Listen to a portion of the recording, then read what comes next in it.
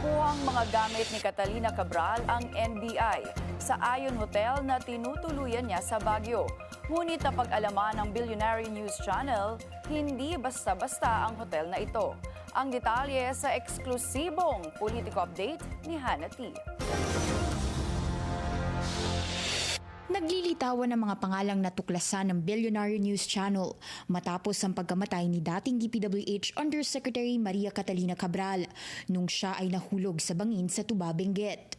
Kamakailan nagkaroon ng search warrant ang NBI sa Ayon Hotel sa Baguio, ang tinuluyan ni Cabral bago siya nasawi.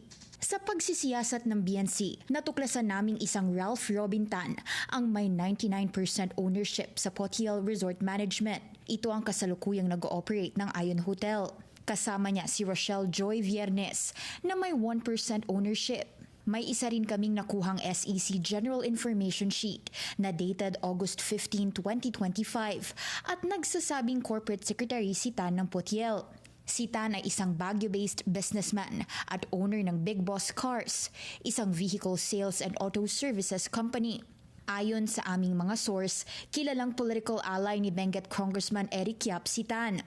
Noong May 2025 elections, si Tan ang lumabas na petitioner para i-disqualify si Erickson Tagal Felipe, ang naging kalaban ni Yap sa pagka-lone district representative ng Benguet. Ayon sa aming source, bago lumitaw na si Yap ay owner ng Potiel noong Agosto, nakapangalan daw ang kumpanya sa isang Michael Darren Sanchez at DM Capital.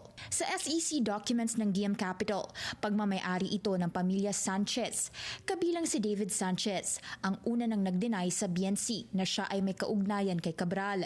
Sa mas malalim na pagsisiyasat ng BNC, natuklasan namin ang ilang mga kontratang nai-award sa Ayon Hotel. Kasama rito ang pag-provide ng food and accommodation sa ilang mga workshop o event ng iba't ibang LGU at ahensya, kabilang ang sa Department of Energy.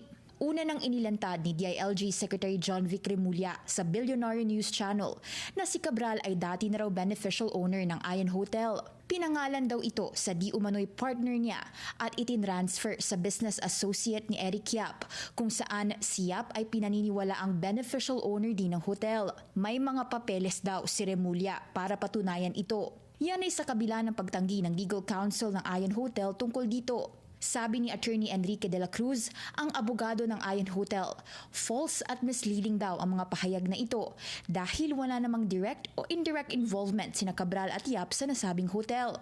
Pero sinigundahan ng NBI sa agenda weekend ng Billionaire News Channel ang claim ni Remulla tungkol sa ownership ni Cabral at Yap.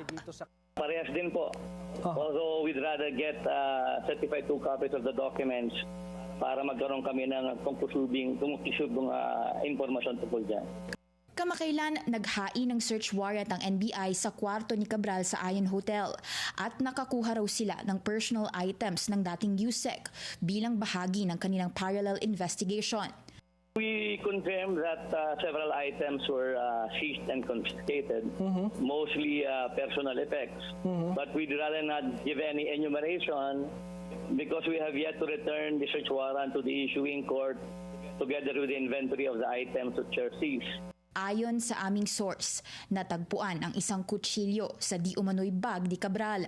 Patuloy ang pagsisikap ng BNC makakuha ng panig ni Tan at Yap at sa huling monitoring, wala pa silang sagot sa amin. Dati nang naiuugnay si Yap sa Silver Wolves Construction na ayon kay Pangulong Bongbong Marcos ay nakakuha ng higit kumulang 16 billion pesos na transaksyon sa kanilang mga proyekto.